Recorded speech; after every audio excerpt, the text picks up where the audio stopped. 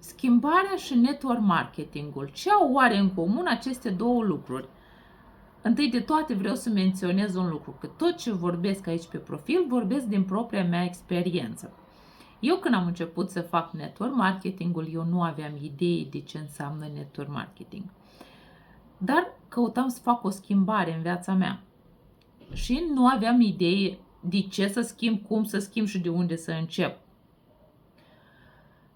Când a intrat network marketingul în viața mea, nu deodată am înțeles ce înseamnă, dar continuam să particip la Zoom-uri, la formări, ascultam colegele, mă informam, citeam, am început să citesc foarte mult.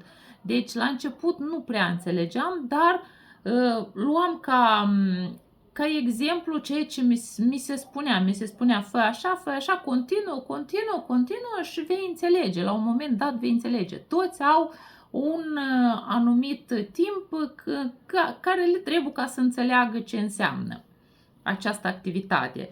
Deci eu am continuat și vă spun sincer, am găsit mai mult decât căutam.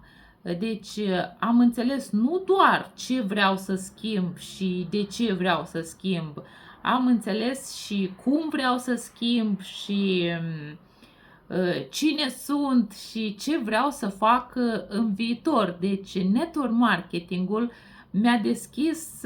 mi-a dat posibilitatea nu doar să încep să creez un business online, dar să înțeleg cu adevărat ce vreau eu să obțin în această viață. De aceea, părerea mea este că cei care caută cu adevărat să facă o schimbare în viața lor, network marketingul este locul ideal, deoarece tu te vei regăsi într-o comunitate de femei care toate vor să facă o schimbare în viața lor și te inspiri.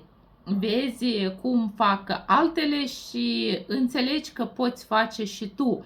Și aceasta este partea cea mai valoroasă pe care ți-o pune la dispoziție network marketingul. Deci, dacă vrei să afli mai multe detalii, mă poți chiar întreba, pentru că îți răspund din propria mea experiență, desigur.